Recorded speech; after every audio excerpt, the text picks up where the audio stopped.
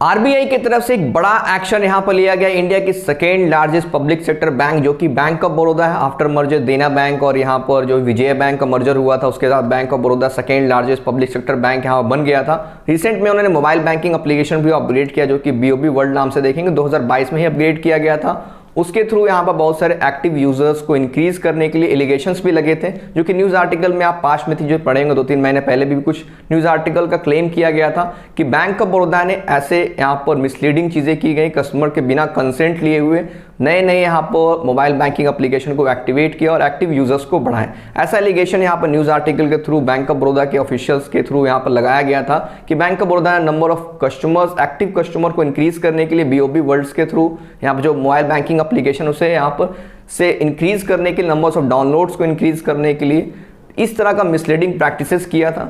लेकिन जब एलिगेशन लगे थे तो उस टाइम न्यूज़ आर्टिकल की चीज़ें थी तो यहाँ पर बेसलेस लग रहा था कि यहाँ पर सिर्फ सच है या नहीं है, लोग कंफर्म नहीं थे।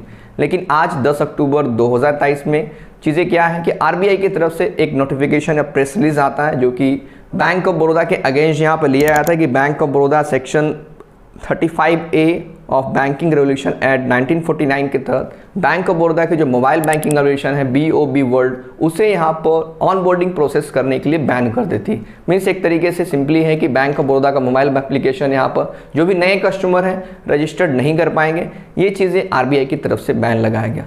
क्या एलिगेशन थे बैंक ऑफ बड़ौदा की तरफ से, तो यहाँ पर न्यूज़ आर्टिकल का रेफरेंस लेंगे तो वो चीज़ें कही गई कि काफ़ी बड़ा एलिगेशन है कि कस्टमर के बिना कंसेंट के बीओबी मोबाइल एप्लीकेशन को एक्टिवेट किया गया और नंबर्स ऑफ यूजर्स और नंबर्स ऑफ यहाँ पर एक्टिवेशंस को इंक्रीज करने के लिए, क्योंकि देखते हैं बैंक एम्प्लॉय को बहुत सारे टारगेट्स वगैरह दिए जाते हैं मंथली बेसिस पे या फिर डेली बेसिस पे, तो उसमें क्या होता है कि नंबर्स ऑफ डाउनलोड्स उनको बढ़ाने होते हैं। तो वैसे चीज़ें करने के लिए, टारगेट्स को फुलफिल करने के लिए बैंक एम्प्लॉय ने बहुत सारे शॉर्टकट्स तरीके निकाले। नॉर्मली भी देखेंगे तो एक मिसलीडिंग चीज़ें ही हैं, क्योंकि कस्टमर के बिना कंसेंट के कोई चीज़ अगर बैंक कर रही तो जो कि गलत है। कहा गया था कि यहाँ पर जो ऐसे कस्टमर्स का डेटा यहाँ पर बैंक की तरफ से निकाला गया, बैंक ऑफिशियल्स को, बैंक एम्प्लॉयज़ को दिया गया कि वैसे कस्टमर जिनका बैंक अकाउंट रजिस्टर्ड, जिनका बैंक अकाउंट तो है बैंक ऑफ बड़ौदा में लेकिन मोबाइल नंबर उनका रजिस्टर्ड नहीं है, तो वैसे वहाँ पर जो अकाउंट थे उसमें बैंक एम्प्लॉय ने अपने मोबाइल नंबर्स को ऐड किया या फिर अपने रिलेटिव्स के मोबाइल नंबर्स को ऐड किया गया और ओटीपी रजिस्ट्रेशन के थ्रू वहाँ पर बैंक ऑफ बड़ौदा को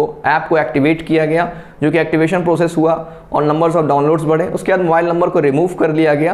लेकिन ऐसे वेरियस अकाउंट्स के साथ ये चीज़ें की गई, जो कि एवरेजली देखेंगे नंबर ऑफ 50 अकाउंट्स एवरेज निकाला गया तो 50 अकाउंट्स के तहत यहाँ पर सेम नंबर पाया गया, जो कि यहाँ पर बैंक एम्प्लॉय ऑफिशियल्स के थे, किसी रिलेटिव्स के थे। ऐसा एलिगेशन न्यूज़ आर्टिकल के थ्रू दिया गया था। उसी को ध्यान में रखते हुए आरबीआई ने इस तरह का स्टेप्स लिया है, जो कि आगे फर्दर इंक्वायरीज वगैरह होगी इसके ऊपर, तभी जाके पता लग पाएगा क्या चीज़ें सच थी, क्योंकि कुछ तो यहाँ पर फॉल्ट था जो कि एलिगेशन लगे थे। तभी आरबीआई ने बड़ा एक्शन लिया कि उनके नए ऑनबोर्डिंग कस्टमर्स करने के लिए बैन लगा दिया गया। अब यहाँ पर बात आती है कि बैंक ऑफ बड़ौदा के आप कस्टमर है तो आपको कोई इफेक्ट पड़ेगा।